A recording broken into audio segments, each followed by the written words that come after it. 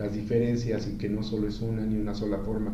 Y volvemos al tema de la diversidad sexual, que no solo tiene que ver con preferencias o con esto, Sí. sino tiene que ver con esas diversas formas de que las personas expresamos nuestro afecto, nuestra sexualidad y nuestro amor, y que creo que es lo que tenemos que luchar para que esa diversidad se respete. No existen las generalizaciones, existe la unicidad y también la globalización, pero creo que más bien el respeto, ¿no? El respeto que planteamos ante los seres humanos, y por eso existen los derechos humanos.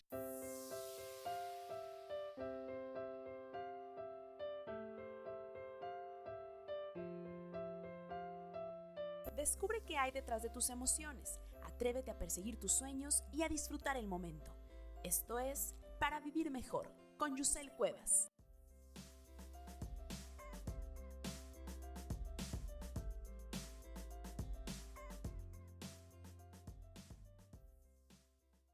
Hola, hola, ¿qué tal? Bienvenido al podcast en el cual encontrarás la inspiración que necesitas para vivir mejor. Yo soy Yusel Cuevas, psicóloga y psicoterapeuta, y no podría estar más feliz al darte la bienvenida al episodio del día de hoy. La verdad es que me siento muy orgullosa, me creo mucho porque tengo a un invitadazo. No te la vas a acabar. El día de hoy te traigo a José Aguilar Gil, o como yo lo he conocido desde hace años, José Gil, mi querido maestro, el divertido, el mejor de la clase, José Gil. Te voy a contar un poquito de su currículum, que la verdad es que estoy asombrada, no porque me extrañe, la realidad es que siempre he sido testigo y he sido su ferviente admiradora, siempre he sabido el gran conocimiento, la gran pasión y todo lo que él sabe, pero es hasta ahora que tengo su currículum en las manos que digo, no inventes. O sea, esto es lo que yo vi en las clases. Él fue mi maestro en algunas de las clases de la maestría en psicoterapia psicoanalítica que yo hice en la Universidad Autónoma de Zacatecas hace unos años. Y la verdad es que aquí entre nos fue de los favoritos. Aprendí muchísimo, me divertí muchísimo. Era, híjole, una fiesta ver sus clases. Era una delicia escuchar sus clases. La verdad es que como esas no hay dos. A continuación te cuento un poquito sobre su currículum. Ya te decía, la verdad es que yo estoy asombrada. Tiene una gran experiencia y muchos conocimientos detrás. José Aguilar Gil es egresado de la Facultad de Medicina de la Universidad Veracruzana, donde obtuvo el grado de médico cirujano. Es educador, consejero y terapeuta sexual, tiene una maestría en psicoterapia psicoanalítica y doctorado en psicoanálisis por la Universidad Intercontinental y la maestría en sexualidad humana por el Instituto Humanista de Sinaloa. Es miembro de la Asociación Psicoanalítica de Grupos AMPAG, que me encanta y tienen siempre eventos buenísimos. Además, está cursando la maestría en psicoanálisis relacional en el Ágora Relacional Madrid, España. Se dedica a la práctica de la psicoterapia psicoanalítica en su consultorio privado con adolescentes, adultos, parejas y grupos. La verdad es que yo siempre he creído que sería una delicia y algo padrísimo, súper enriquecedor poder estar en el consultorio con José Gil, con alguien de ese tamaño. Fíjate que él ha realizado planes de estudio, coordinado y participado como catedrático en diplomados, especialidades y maestrías en sexualidad humana, pareja y psicoterapia psicoanalítica en conjunto con universidades e instituciones en los estados de Baja California Sur, Sinaloa, Sonora, Monterrey, Tamaulipas, Jalisco, Zacatecas, por supuesto, Estado de México, Tlaxcala, Veracruz, Guerrero, Chiapas. Han dado por todos lados han dado enseñando. José Gil es coordinador nacional de la red Democracia y Sexualidad AC, que integra cerca de 200 organizaciones de educación sexual, género, VIH y diversidad en el país. Además, para la Secretaría de Educación Pública ha sido asesor del programa de formación ética y cívica de secundarias. Diseñó los contenidos de educación sexual. Es además revisor de los libros de quinto y sexto de primaria de ciencias naturales. Es colaborador para la editorial Santillana en libros de formación ética y cívica de primero, segundo y tercero de secundarias. De 1997 a 1998 formó parte del equipo que diseñó la materia estatal Sexualidad y Género, un panorama posible para planear tu vida. Además, es conferencista a nivel nacional e internacional, latinoamericanos y centroamericanos sobre sexualidad, psicoanálisis y masculinidades. En 2008 fue integrante del grupo que promovió la declaratoria Prevenir con Educación, firmada por representantes de los Ministerios de Salud y Educación de Latinoamérica y el Caribe. José Ángel Aguilar Gil ha participado en programas de radio y televisión con temas de sexualidad y psicología. Es autor de diversos libros y publicaciones dirigidos siempre a profesionales que trabajan con adolescentes. Como te puedes dar cuenta, es toda una celebridad, sabe muchísimo y tiene toda la experiencia del mundo en lo que habla. Y el día de hoy está aquí en Para Vivir Mejor. De verdad que estoy súper emocionada, me creo mucho y me vale de tener a mi maestrazo querido, de tener a José Gil aquí en mi podcast. Te recomiendo que te quedes al final porque te tengo una sorpresa. Sin más, te dejo con la entrevista.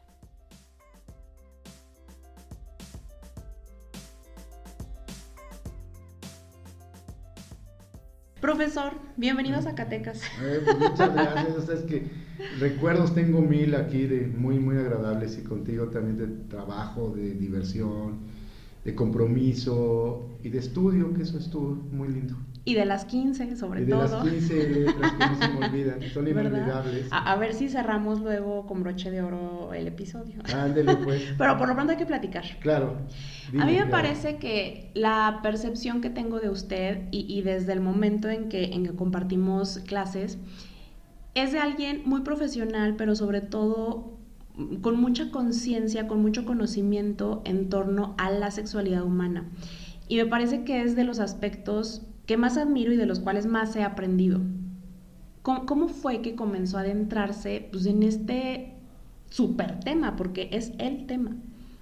Bueno, mira, yo empiezo cuando estaba muy chavo, acabé la licenciatura en medicina, me vengo a México y quería estudiar medicina interna, y total que llego y me encuentro con una serie de cosas que me introducen a meterme a terapia psicoanalítica, y por otra parte a trabajar en una organización que se dedicaba a los adolescentes. Entonces me contratan como médico y empiezo a ser médico de adolescentes, pero esa educación precisamente trabaja el tema de educación sexual. Entonces me empezó a atrapar, al mismo tiempo que empecé a estudiar la parte psicoanalítica y la clínica. Por otra parte empecé a trabajar el tema de educación sexual, trabajábamos en las comunidades, íbamos con todo el mundo, pero lo que más me interesaba era el trabajo con jóvenes. Entonces ahí me empezó a interesar y entonces empecé a estudiar, y además en esa época traían ponentes de los Estados Unidos y nos certificamos como educador sexual, consejero sexual y terapeuta sexual. Eso fue como las primicias, pero el trabajo que me interesaba mucho básicamente era la educación sexual, y la educación sexual con jóvenes, que esa ha sido mi expertise y que sigo trabajando en el tema de precisamente la sexualidad y los jóvenes. Bueno, y para alguien que conoce varias generaciones justamente en ese tema, por favor díganos si es verdad que en esta época el mundo se ha vuelto loco y es tan diferente a como se supone que lo recuerdan otras generaciones. Mira, yo creo que yo no lo veo tan catastrófico, neta. Yo lo veo como una posibilidad que cada generación vivimos cosas diferentes, y tal vez las generaciones más viejas a veces critican a las más jóvenes porque no entienden en el contexto lo que sucede. Yo creo que siempre ha existido, y la sexualidad siempre ha sido un tabú, ha ido cambiando. Creo que ahora es más abierta para los jóvenes, muy jóvenes, pero que finalmente siempre ha habido, la gente siempre ha habido embarazos no deseados, siempre ha habido enfermedades de transmisión sexual, y digo siempre durante los últimos siglos, pero también siglos anteriores, y siempre ha habido conflictos con la sexualidad, y separaciones, y amor, y sexo, y formas de hacer la sexualidad.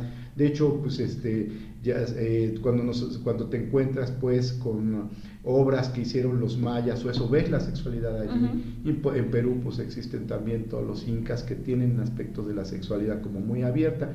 Entonces creo que la sexualidad la hemos ido como cerrando, la hemos ido como atrapando, pero siempre ha estado, ¿no? Y cada generación a lo mejor sale algo que la otra generación se asusta, pero que ahí estaba, pero que da más oportunidad socioculturalmente para poderla expresar. Y esa expresión distinta también da una experiencia distinta y por lo tanto más placer o es lo mismo también. Mira, yo sí creo que esas cosas distintas y las experiencias distintas pues obviamente construyen a los seres humanos de manera diferente, ¿no? O sea que tal vez lo que era la sexualidad en el siglo XIX es diferente a lo que era en el siglo XX, y tal vez lo que era una generación ahora no tiene los mismos esquemas, pero finalmente creo que siempre va a existir pues la sensación de placer, siempre va a existir el deseo, siempre van a existir los cuerpos. ¿Qué cambia? La forma en que expresas eso. Pero yo creo que eso no se va a acabar. Así que el deseo tú lo puedas tener, pero ahora cómo se regula o no se regula puede ser diferente. Pero el deseo ahí está. Los cuerpos ahí están. Que los cuerpos hagan una cosa o no, que a veces se pueda reprimir a ese cuerpo que no haga determinadas cosas, sí, de acuerdo a la época. Pero creo que hay cosas que persisten y que solo se le da la forma diferente para poder actuar en la manifestación de la sexualidad. Y eso es lo que cambia con la época. Y eso es lo que cambia con la época, y eso es lo que se restringe o no, eso es lo que se controla o no, pero la sexualidad va a estar allí, ¿no? Y eso para mí es lo importante. O sea, yo creo que las formas cambian, pero en el fondo siempre están las bases de lo que significa la sexualidad, el erotismo, el deseo, el cuerpo, y eso es muy importante. ¿Qué es en sí la sexualidad? Porque mucho se le tacha al psicoanálisis que todo tiene que ver con sexo y que solo sexo y solo penes y Freud, ¿no? ¿Qué es la sexualidad en sí? ¿Cómo la pudiéramos definir? Mira, es complicado tener una definición, hay muchas definiciones, pues desde las más formales que lo hace la Organización Mundial de la Salud, que la hace la Panamericana, que la hace la Organización Mundial de Sexología. Entonces hay definiciones, hay desde muy cortas, como decir, la sexualidad es la expresión psicosociocultural del sexo, ¿sí? Que es muy sencilla, es el sexo y cómo se expresa psico, socio y en la cultura, ¿no? Y hay definiciones más amplias que hablan que la sexualidad tiene que ver con la subjetividad del ser humano y que también está ligada como a unos aspectos que es lo político, lo económico, las restricciones sociales, esa es la definición resistencia que me gusta. y todo. Entonces, una definición mucho más que llamamos de construcción sociocultural. Ha habido diferentes pensadores, uno de ellos pues obviamente es Foucault, el otro que todavía vive se llama Jeffrey Wicks, y que habla de la construcción sociocultural de la sexualidad. Y que si bien la sexualidad es un cuerpo, es una subjetividad, y que además esa subjetividad de ese cuerpo está todo el tiempo y en continuo comunicación con la parte económica, con la parte de la resistencia social, con las partes de las reglas morales, con la parte política, ¿no? Y con la parte de cómo cambian las familias. Entonces eso sí te da una opción mucho más amplia y entonces se habla, la sexualidad se construye. No está dada, se construye. Y que si lo pensamos así, pues obviamente encontraremos diferencias entre la sexualidad de nuestros padres, de nuestros abuelos, vamos, de generación en generación. Claro, porque entonces se construye, y entonces no es igual en cualquier momento ni en cualquier época. Y tampoco puedes saber cuál es la sexualidad. La sexualidad de los jóvenes o de los adultos de Zacatecas es igual que la sexualidad de la gente en la Ciudad de México, es igual la sexualidad de Zacatecas igual a la gente de Guadalupe, ¿no? ¿Pero quién? ¿Los estudiantes o la sexualidad de los que no estudiaron o la sexualidad de las trabajadoras que trabajan en el servicio de casa? ¿De qué sexualidad estamos hablando? O del hombre y la mujer, tan sencillo como eso. Y entonces, por eso ahora se plantea hablar de sexualidades, con una S, porque no puedes, por un lado una parte global y por un lado muy específica, ¿de qué sexualidad estamos hablando? ¿No? ¿Y de quién? Y por eso es muy importante especificar. Y cuando uno habla, bueno, vamos a hablar de la sexualidad de las indígenas de Oaxaca, vamos a hablar de las mujeres profesionistas de la Universidad de Zacatecas, o vamos a hablar de las mujeres del DF, o vamos a hablar de los hombres que son indígenas, o vamos a hablar de los hombres campesinos, o vamos a hablar de los hombres profesionales que estudian en UNAM. Entonces, por eso es tan complicado, porque no es tan fácil como generalizar. Por un lado se generaliza, pero por otro lado se tiene que especificar. Cuando estamos hablando de la manifestación de la sexualidad, ¿de cuál manifestación estamos hablando? Y al hablar o al utilizar el término sexualidades, entrarían también, por ejemplo, las personas con una orientación distinta o con una preferencia o elección sexual distinta a la heterosexual. Claro, sexualidad es lo que te habla es que existe una gran diversidad, ¿no? Y claro, entra el aspecto ya de diversidad sexual. Cuando se habla de diversidad sexual, se habla que hay diferentes formas de vivir la sexualidad. Y no solo la sexualidad como ejercicio y como coito o como orientación o preferencia, sino la sexualidad, ¿no? La sexualidad, y muchas veces sexualidad diversa, diversidad sexual y diversidad amorosa, ¿no? La gente puede, pues no sé, te enamoras de alguien que es alto, gordo, chaparro, que es más inteligente y todo. Hay una diversidad también en la forma de amar y diversidad en la forma de manifestar tu sexualidad. Dentro de esa diversidad, que generalmente es muy, muy complicado porque el término lo utiliza generalmente todo el movimiento lésbico, gay, intersexual y queer, lo utilizan y lo agarran como de bandera, pero la diversidad es todo. La diversidad también entra en la heterosexualidad. Uh-huh. Y por eso existe un esquema complicado cuando la gente dice, yo no soy de la diversidad, la persona es de la diversidad, los grupos de la diversidad. Y que lo que hay que plantear, la diversidad es más amplio. Incluso en la heterosexualidad hay diversidad. Incluso en la heterosexualidad hay diversidad, incluso yo creo que en los seres humanos mismos hay diversidad, porque tú también contigo mismo tienes una diversidad en la sexualidad interna, ¿no? Porque hoy puedes pensar eso, sentir diferente, hoy puede gustarte a alguien que no era el estereotipo que te gustaba hace 2 años, entonces hay una diversidad. Y claro, dentro de esa diversidad entran las orientaciones uh-huh. y también entran las situaciones de género y las identidades sexogenéricas, ¿no? Que ya entonces estamos hablando también de esta parte de la diversidad uh-huh. y que dentro de cada una de ellas, como tú decías hace rato, la heterosexualidad tiene diversidad, claro, pero la homosexualidad también tiene diversidad, por supuesto. La bisexualidad tiene diversidad en sí misma, ser transgénero tiene una diversidad uh-huh. también, entonces por eso es tan amplio, ¿no?, el concepto. ¿Qué pasa hoy en día en la sociedad? ¿Qué pasa con los seres humanos que aún siendo tan expresivos, tan abiertos aparentemente, no alcanzamos a comprender esa diversidad y más allá a aceptarla? Yo sí creo que aquí es donde entra también esta parte psicoanalítica y la parte cómo nosotros manejamos nuestra propia conciencia y nuestra parte, conocemos nuestro propio inconsciente, ¿no? Dentro de nuestro inconsciente hay una diversidad, ¿no? Hay una diversidad y que no la puedes, te cuesta trabajo aceptar esa diversidad para entender la diversidad de fuera, ¿no? Entonces creo yo que en las situaciones, cómo vives tu experiencia en la sexualidad y cómo comprendes la experiencia de las otras personas, ¿no? Y es ahí el respeto y también el planteamiento como de echarte un clavado y bucear sobre tu propia sexualidad y tu propia sexualidad diversa para entender la diversidad también de los demás, ¿no? Y eso no quiere decir que tengas que hacer todo para ser súper, ¿no?, tolerante y que tienes que andar con todo el mundo y coger con todo el mundo, no. Esto quiere decir que por lo menos dentro de ti ubiques cuáles son las cosas que te pueden agradar, que no, que te gustaría hacer, el deseo y cómo está.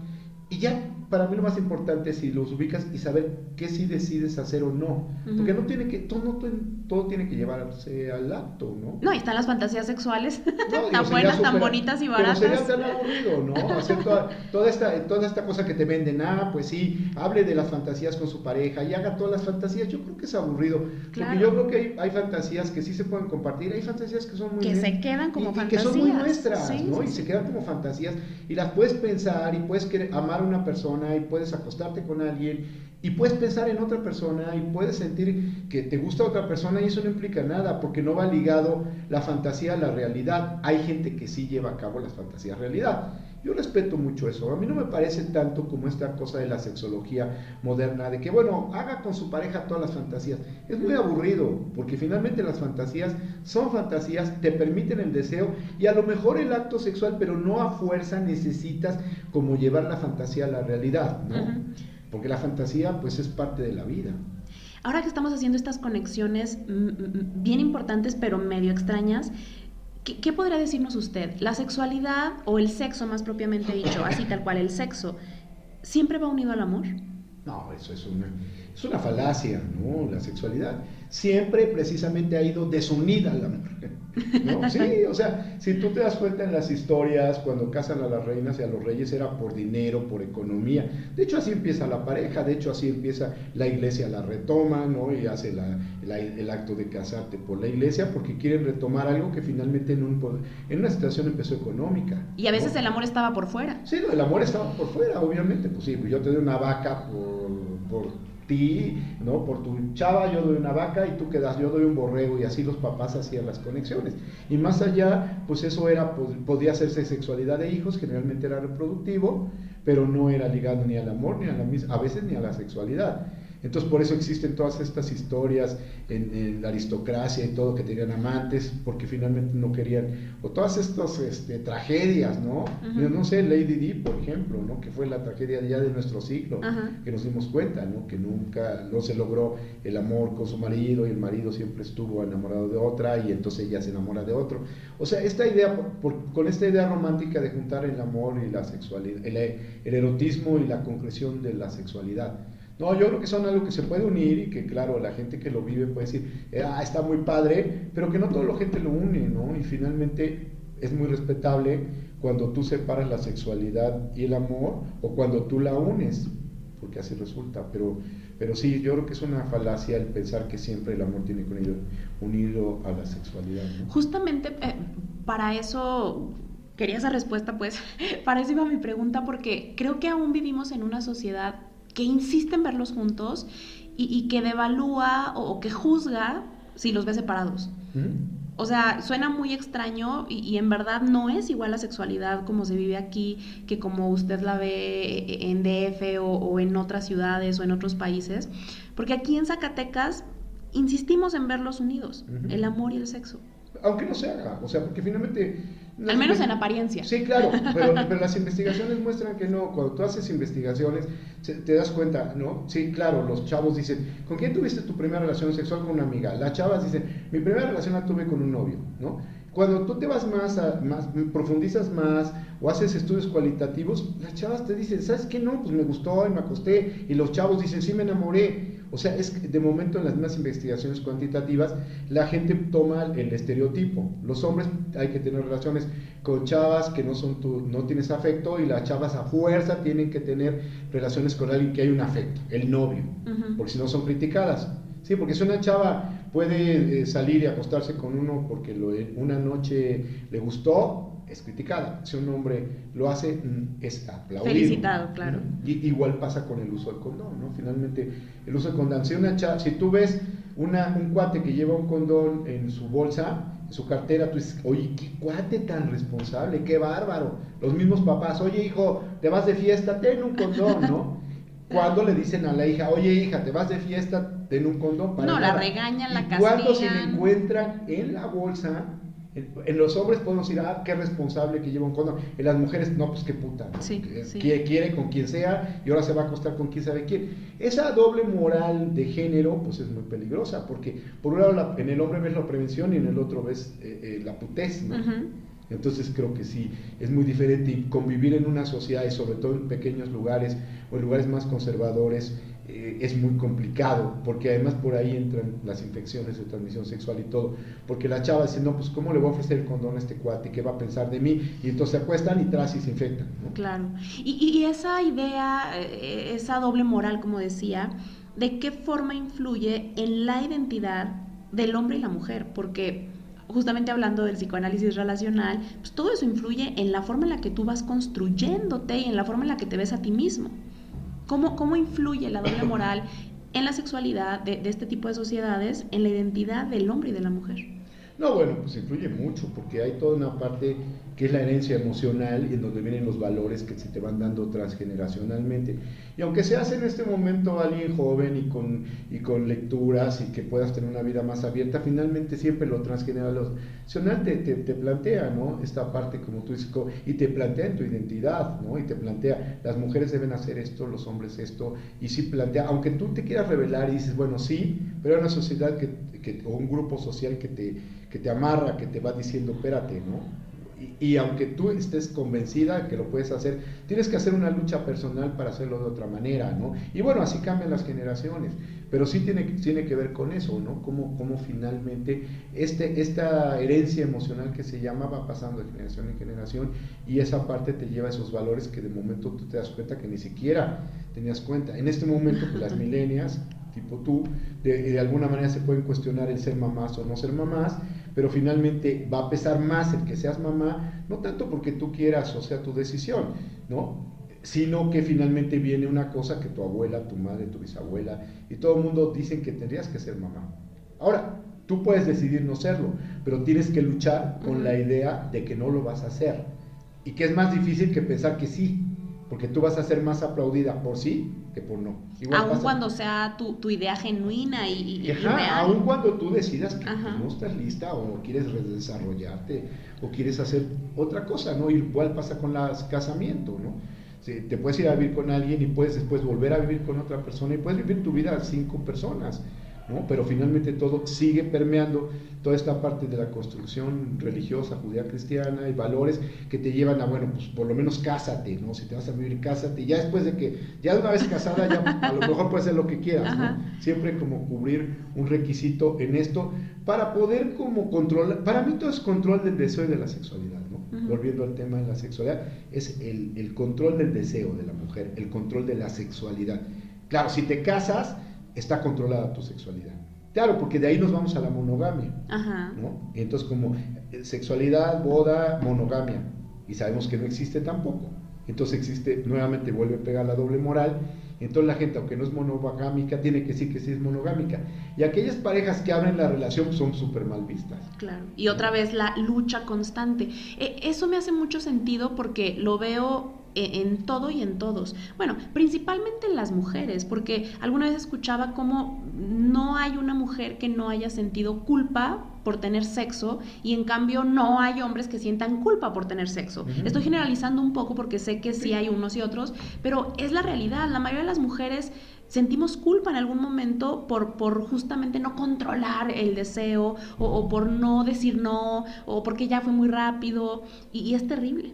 Sí, te digo, en ese sentido, toda esta construcción y toda esta situación de género y esta restricción lleva a esta presente doble moral a manejarlo así, te digo, a plantear, y sabemos que existe cada vez más esta parte de la infidelidad sexual en las mujeres o vía internet o lo que sea, pero no se puede asumir y tiene que hacerlo de manera escondida porque van a ser juzgadas. Y en los hombres no son tan juzgados como las mujeres.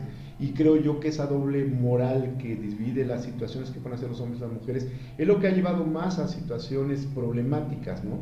Y el esquematizar otra vez qué tipo de relación y de pareja tienes que tener en el ideal, ¿no? Porque tú puedes tener una pareja que a lo mejor la ves cada mes, ¿no? ¿no? O que es una pareja que está vía internet y tú te conectas con ella, pero no, el esquema es, tienes que vivir con la persona, tienes que no sé qué y todo esto, y entonces eso lleva más al truene, porque hay parejas que pueden estar viviendo cada quien en su casa, haciendo vida de pareja, queriéndose mucho, y son una familia en un sentido que no tiene que vivir la cotidianidad. ¿Por qué? Por muchas cosas. Puede haber críticas, ¿no? Ahora los jóvenes ya no soportan la cotidianidad, ¿no? Pero, ahora no saben quedarse, que sí, es lo que luego no suena se comprometen. mucho. Sí. Y bueno, sí, tal vez, y yo siempre digo, tal vez no hay el compromiso que había en otras generaciones, el tipo de compromiso, pero hay otro tipo de compromiso, que es otro arreglo que una generación no sabe cómo se arregla esa nueva generación y piensa que como él el compromiso lo veía de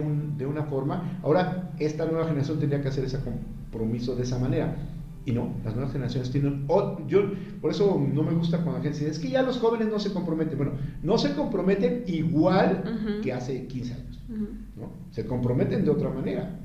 La verdad es que yo tengo la sensación de que sí se nos complica un poquito porque tenemos justamente un modelo que no podemos de ninguna forma imitar y tal vez incluso dentro de ese modelo hay un deseo de querer alcanzarlo y entonces justamente entramos en conflicto de que no queremos eso, pero sí un poquito, pero no podemos, pero le hacemos el intento y creo que justamente en esta generación sí hay una crisis en las relaciones. No, yo sí creo que hay una crisis y acuérdate que crisis es oportunidad. ¿No? Qué bueno que haya crisis para que haya una oportunidad de hacer cambios, de hacer manejos, pero sí creo que hay una crisis porque es una crisis de una generación con otra generación. Autores, ¿no? Que, en este caso relacionales, intersubjetivos, hay un autor, Canciper, que habla que los jóvenes tienen que confrontar a la otra generación y tienen que hacer cosas diferentes y que mientras no se confronta a la otra generación, tú no arreglas tu posibilidad de individualidad y te vuelves una persona individual. Y los padres se tienen que confrontar. Inclusive este autor habla de que los padres se tienen que desilusionar de los hijos y los hijos de los padres para poder crear cada quien su identidad, porque el problema adolescente y de la sexualidad no solo es de los adolescentes o de los jóvenes, es de una sociedad y de unos también papás que tienen que asumir que sus hijos los van a confrontar, tienen que asumir la confrontación y ellos tienen que reacomodarse para también ellos cuestionarse su propia sexualidad. y que dejen a sus hijos que lo hagan. Es complejo, pero es ahí donde estos nuevos autores de psicoanálisis relacional te llevan a entender la parte psicoanalítica de otra manera y te permite entender que también el desarrollo adolescente es diferente y que sí tiene que haber una confrontación, que le tenemos mucho miedo, porque siempre pensamos que la confrontación es pleito, es enojo. No, la confrontación es plantear y decir: hasta aquí, gracias por todo lo que me diste, agradezco infinitamente y todos te quiero tus un consejos, chingo, te quiero un chingo, pero ahí te ves, ¿no? Sí. Y nos volvemos a ver con el mismo cariño de siempre y con el mismo amor, pero yo soy yo y tengo mi propio esquema de cómo hago mi vida, y tú eres tú y te reacomodaste a partir de mí. Pero lo decía con un paciente, es como una estafeta, y entonces el paciente me decía, estábamos en la metáfora, que el papá cargaba con la historia del papá, y decíamos, bueno, esta es una estafeta, tu papá te la tiene que dar. Y entonces decía él, claro, ¿sabes qué pasó? Que la estafeta no me la quiere dar y lo tengo que estar jale y jale, entonces yo llevo la vida de mi papá encima de mí, que se divorció, que no sé qué, entonces yo estoy cargando con todo. Y entonces me decía, lo voy a patear y le voy a decir, dame la estafeta, yo voy a correr, tú corriste tus 200 metros como quisiste, lento, fácil, difícil, te caíste, déjame correr mis 200 que me tocan a mí. Y si llego a la meta va a ser mía. Y te voy a decir, gracias papá por estos 200 metros que corriste, pero yo gané, fíjate. No, me parece una metáfora hermosa de una consulta terapéutica de un cuate que estamos hablando de esto, que empieza a hacer su vida y empieza a decir, no tengo por qué yo sentirme que tengo que cargar con la vida de él para yo poder hacer lo que voy a hacer.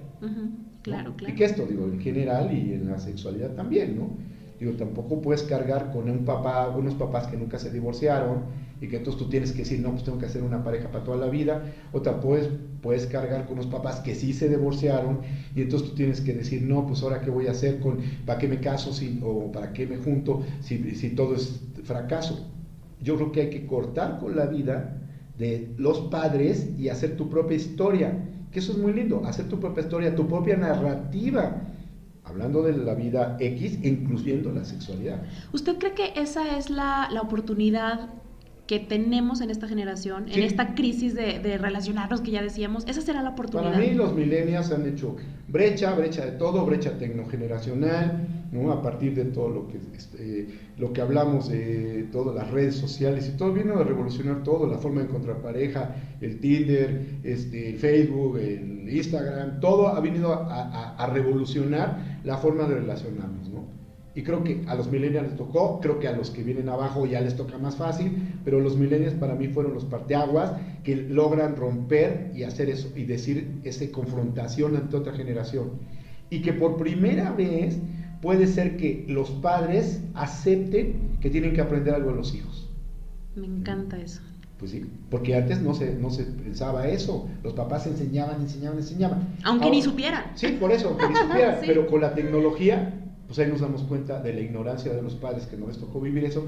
Entonces te piden, ay, hija, dime cómo le hago aquí para mandar un mensaje, no sé qué. Oye, hija, ¿cómo le hago? Dime la computadora, ¿cómo la aprendo? Porque no sé qué. Eso cierto. Es una maravilla, porque por primera vez los papás, tal vez no tienen conciencia, pero saben que sus hijos pueden enseñarles algo de lo que los papás son ignorantes.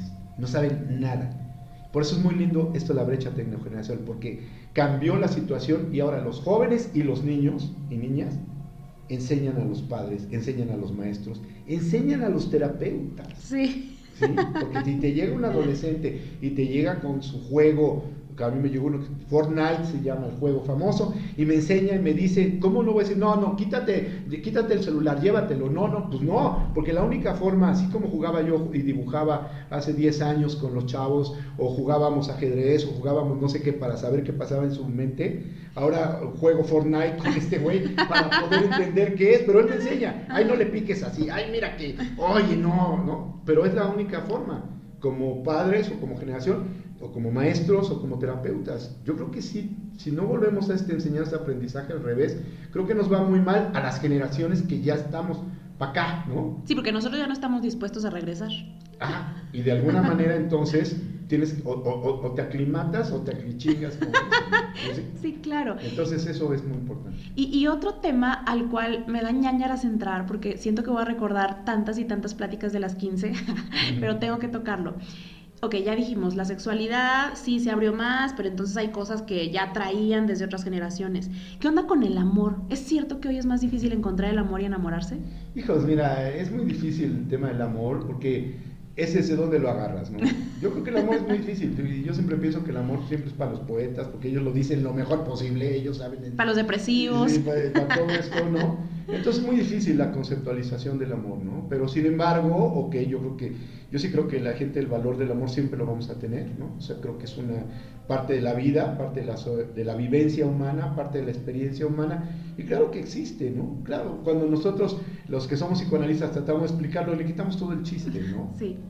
Solo es transferencia. O cuando los sexólogos también, ¿no? Que dime la respuesta sexual. Bueno, la respuesta sexual. ¿Qué es el orgasmo? El orgasmo son las contracciones involuntarias, ¿no? De los órganos internos masculinos y femeninos. Es espantoso. Nos hace ¿no? falta poesía en la Sí, vida. entonces te digo, para eso es la poesía, para hablar del amor, de la sexualidad, del erotismo.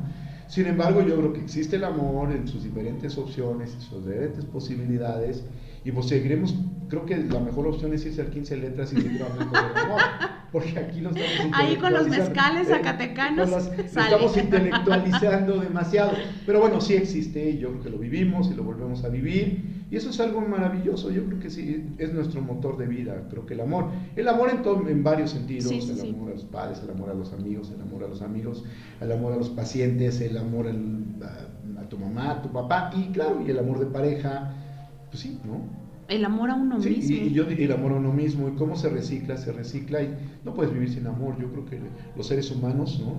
Nos morimos sin amor. De hecho, hay una enfermedad, la enfermedad de los chavos, la enfermedad de la depresión anaclítica, que se quedan en los hospitales cuando los abandonan, se mueren. Y ahí, pero fíjate, ahí lo maravilloso es que entra la enfermera, entra el doctor, y los aman, con su amor viven los niños, ahí están los de la guardería ABC, ahí están los niños del temblor, que sobrevivieron sin papás y sin nada, y siempre hubo alguien. Es una maravilla el amor, ¿no? Siempre hay alguien que te da amor, siempre hay alguien que te da, y esa es para mí la gasolina. Es una maravilla el amor, y lo está diciendo sin mezcales. Llegamos a ese punto sin mezcal. Pues me encanta. Ay, no, la verdad es que yo podría hablar y hablar y hablar horas. Claro. Ahorita me acordaba de las horas de clase y clase y clase, sí. que la verdad ni pesaban. Pasábamos días ahí en el salón y no pesaban. Sí, una gran experiencia con el grupo, contigo, todo. Con todo ustedes fue maravilloso, y después como seguir la misma consideración, digamos, como académica, y después continuarla en un espacio de solaz, dispersión y de sí. discusión a otro nivel. Me parecía que continuaba con el proceso de enseñanza-aprendizaje, de intensidad, sí. de las relaciones humanas, de alumnas, profesores, pero profesores, alumnas, y te digo, se completaba el proceso de enseñanza-aprendizaje. Tengo un muy buen recuerdo de ti y de algunas de tus compañeras y de la gente que estuvimos, y bueno, siempre he aprendido, y regreso a Zacatecas siempre con la idea del grupo de ustedes y del 15 letras. Pues hay que ir, tenemos que agendar, definitivamente. Sí, y yo voy a estar regresando, afortunadamente, te digo, tenemos muchos planes acá. Entonces, de traer esto que estamos hablando tú, de traer esta frescura en un sentido con personas como tú, que eres una mujer también ya con una maestría, que eres una mujer que tienes mucha inteligencia y mucha sensibilidad, y que creo que poder hablar así contigo, y que la gente que lo escuche así, que somos dos profesionales que estamos trabajando y que estamos intentando componer el mundo, sí, a partir de lo que hacemos. Sí. Creo que es una maravilla y tenemos que seguirlo, y te agradezco muchísimo la invitación, y ya sabes, me siento muy orgulloso de ti. Y aunque te digo, solo te veo en Facebook, sí, pero solo ahí nos damos likes. Solo te tengo con los 20,000 likes.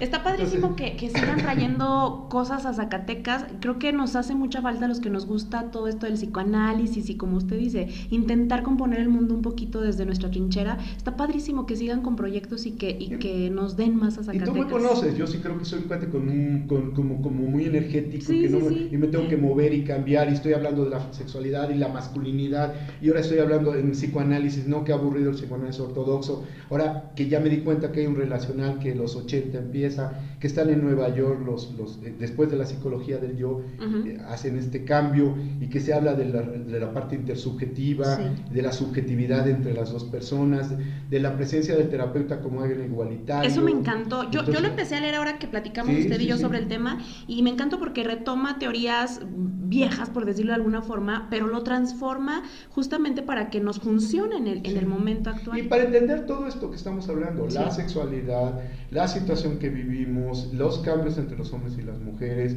esta situación de que no te tiene que unir solo la boda, ¿no? O sea, o los hijos, sino de crear, como decía Winnicott, ¿no? De verdad, de hacer una promoción y de trabajo a un verdadero self, ¿no? Y que los falsos self se vayan quitando porque no los necesitamos para defendernos ante situaciones que cada vez que seamos más genuinos y más auténticos vamos a tener mayor bienestar. Me encanta eso y ojalá fuéramos capaces de lograrlo en la sexualidad, en el amor, en la familia, en nuestro trabajo, porque justamente esa autenticidad es lo que nos salvaría, no nada más de la desgracia, de la depresión, del estrés, de las disfunciones sexuales que tanto hay ahora. Para cerrar el tema de la sexualidad, ¿verdad? Sí, está cañón. Sí, y es que, ¿sabes qué? Pues también es, como dices, otro tema que ya será para otra plática entre tú y yo, también ubicar las disfunciones sexuales también en una situación de la juventud, que eso es lo que a mí me llama más la atención. Sí. Y además en los hombres. Escucho muchísimo chavitos que su primera vez y ya están tomando Viagra. Exacto. ¡Qué horror! Pero también eso tiene que ver con la comercialización de durar más y va a otro tema que es la masculinidad, que hoy hablaremos de eso, y que entonces va a reforzar la masculinidad. Siempre tiene que haber erección y por lo tanto no quiero fallar y por lo tanto tomo Viagra aunque tenga 18 años. Sí. Otro tema. Terrible. También tengo muchas ganas de platicar y me encantaría, igual como usted dice después, cómo influye nuestra personalidad en la forma en la cual mantenemos relaciones sexuales. O sea, la sexualidad del obsesivo, la sexualidad, claro. o sea, está cañón del controlador. Sí. Híjole. Sí, del fóbico. Sí, qué horror. Sí, una vez me acuerdo, justamente Norma Brown, que está acá abajo en la fiesta, porque hay una fiesta abajo de nosotros, una vez nos contó, y yo juro que siempre lo pienso, decía, mira, si en algún momento no puedes encontrar la estructura de personalidad de tu paciente, imagínatelo cogiendo. Dice, imagínatelo cogiendo y así vas a saber, porque el obsesivo coge de una forma, o sea, el neurótico, el border, ¿no? Sí. Me encantó porque es cierto. Sí, claro, y te digo, por eso volvemos al tema del que empezamos, ¿no? Sexualidades con ese. Ajá. Las diferencias y que no solo es una ni una sola forma, y volvemos al tema de la diversidad sexual, que no solo tiene que ver con preferencias o con esto, sino tiene que ver con esas diversas formas de que las personas expresamos nuestro afecto, nuestra sexualidad y nuestro amor, y que creo que es lo que tenemos que luchar para que esa diversidad se respete. No existen las generalizaciones, existe la unicidad y también la globalización, pero creo que más bien el respeto, ¿no? El respeto que planteamos ante los seres humanos, y por eso existen los derechos humanos. Y que justamente entiendo es la bandera que ahora todos, bueno, muchos o la mayoría nos intentamos poner. Ahora viene el Día del Orgullo Gay, 28 de junio, ¿y qué es eso, no? Pues el respetar esa diversidad, esas diferencias. Sí, porque este día es lo que pasa en una discoteca en Nueva York, que se los llevan a la cárcel, etcétera, y todo. Y de ahí empiezan unas marchas que se han ido planteando más allá, por mucha gente las critica, porque son divertidas, etcétera, etcétera, y que ellos se lo plantean como, bueno, es una diversión y es algo alegre, no es algo triste ni nada, y cómo se ha llegado, sobre todo en México, a poder llegar al matrimonio igualitario, a la adopción de personas del mismo sexo, a la ley transgénero que permite ahora ya también que la gente pueda cambiar de su identidad de género cuando sienta que pertenece al otro. Entonces ha habido muchos avances, sobre todo en Ciudad de México, pero también creo que son 17 estados quienes ya aceptan el matrimonio y la adopción, y la ley transgénero también se tendrá que hacer eso. Yo creo que tenemos que vivir una sexualidad, digamos, una apertura a una sexualidad del siglo XXI, y ya, finalmente tendremos que asumirlo como dice Benito Juárez, ¿no? El respeto al derecho ajeno es la paz. Aquí sería al gusto, al deseo, el respeto al deseo ajeno es la paz. Pues para pasar a la última parte, tengo acá la cajita de preguntas, entonces va a sacar 3 preguntas sin ver, a ver qué le toca. A ver, ¿qué preguntas A ver si no haces? le salen muy ñoñas, porque Sí. usted me podría dar respuestas muy divertidas. Si escribieras todo lo que te acuerdas hasta ahora en un libro, ¿crees que la gente lo querría leer? Yo creo que sí, ¿eh? Yo creo que tengo lo que digo. Tengo como, yo creo que sería como que le gustaría, porque tengo muchas anécdotas, Sí, ¿no? sí. Entonces eso creo que lo haría divertido, ¿no? Porque cuando las platico y todo y me doy cuenta, a veces yo me río solo y digo, pero ¿cómo pasó? Me pasan cosas como increíbles, a veces de cosas negativas, y me pasan cosas increíbles positivas. Entonces yo creo mucho en la gente, creo mucho en los encuentros también, entonces creo que sí, creo que lo leería. Ese libro sería muy bueno. Yo lo leería, por supuesto. Claro, por lo menos que tú lo leerías. No, sí, sería buenísimo. Si tuvieras que cambiar de vida con alguno de tus amigos, ¿quién sería y por qué? Hijos, ¿no? ¿Con quién de mis amigos cambiaría? A ver, a Puede ver. ser medio difícil. Seguro tiene buenísimos amigos Sí, que también tengo amigos tendrán vidas muy divertidas. Sí, no, claro. ¿No?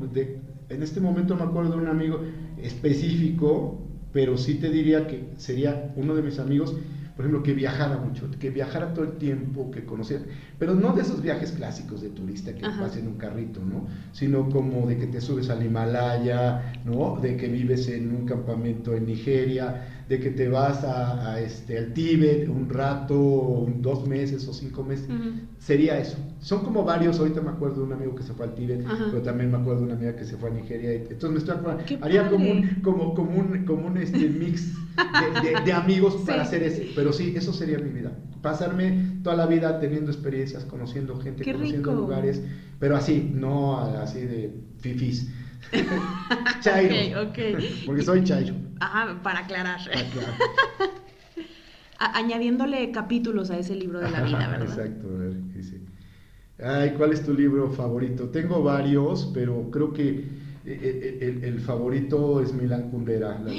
Me encanta. ¿Cuál es su personaje favorito? Hijos. Sin analizar. No, es que ¿sabes qué? Bueno, no me acuerdo el nombre, pero es él. ¿Tomás? Sí, Tomás. ¿Por qué? El nombre. No sé, porque ve la vida como a mí me gustaría verla, ¿no? Porque ve la vida, y volviendo a la sexualidad, porque es muy interesante. Sí, claro. Porque él ve la sexualidad como algo que no compromete exclusivamente al amor y se le convierte como en una opción diferente y puede hacerlo. Puede hacer ese corte. Ajá, y puede hacer ese corte y su chava puede... Teresa. A Teresa le interesa experimentar y se da cuenta que ella no es lo suyo. No es lo suyo.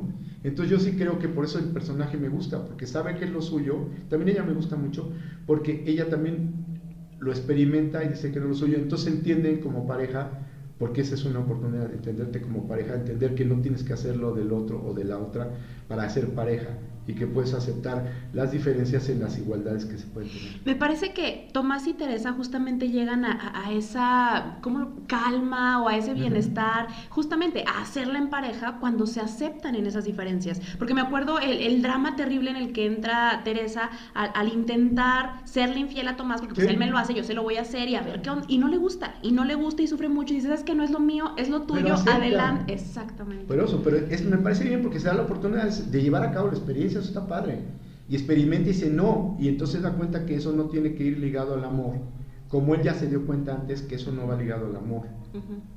Aparte, ahí se hace una mezcla muy bonita porque también está Sabina, que yo puedo decir que es mi personaje favorito, pero a Sabina no le va muy bien en la feria, si se acuerda, ella era la amante de Tomás, y entonces a final de cuentas en la historia ella se queda medio sola, justamente es como este personaje con el cual me parece ejemplifican la levedad. Sí, claro. Y entonces ella sí, pues sí, leve, y se queda sola y sin ese amor, pero en Tomás sí se puede ver, pues ahí está Teresa que otra vez con las identidades de género como que le aguanta, que le tolera, que lo sigue, y pues ahí está la pareja. Pero que también podemos verlo que también de alguna manera ella toma ubica quién es ella y decide amar a alguien que tiene ciertas características que a lo mejor antes no le gustaban, pero que ahora acepta porque sabe por qué es él, pero que no va ligado al desamor, sino va ligado al amor. Y él descubre que en ella descubre el amor precisamente por eso, por una tolerancia ante aceptar que él es así.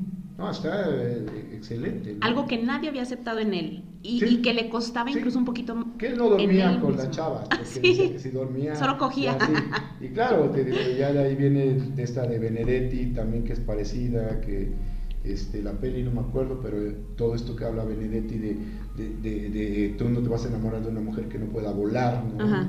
Todo esto, o la película, me acuerdo también la peli de Nicolas Cage, cuando él es un alcohólico que va a morir y se encuentra una chava y la chava sabe que se va a morir y lo acompaña a morir y de regalo de cumpleaños le da una anforita. Ajá. Y en lugar de ser esa chava que no, por favor no tomes, no te mueras, finalmente lo que hace es gozar con él las últimas partes de su vida porque él ya decidió que se va a morir, es alcohólico, ¿no? Y entonces ella lo acompaña a esa parte de su vida, entonces hay un amor allí.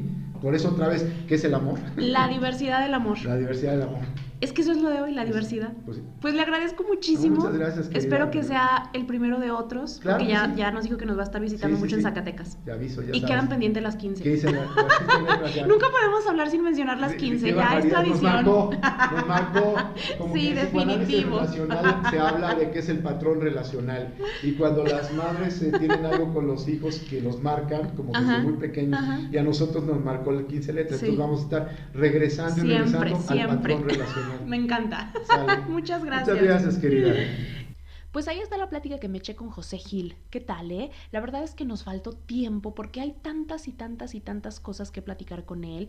Como te puedes dar cuenta, la sexualidad es el tema, es el gran tema.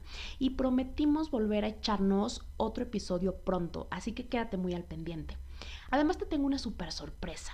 Quiero que te contagies de nuestro gusto por la insoportable levedad del ser de Milán Kundera. Y el día de hoy te quiero regalar el libro. Fíjate bien, lo único que tienes que hacer es enseñarme en Instagram, en una de tus historias, en las cuales me tendrás que etiquetar para poderme dar cuenta, la aplicación desde la cual has escuchado este podcast.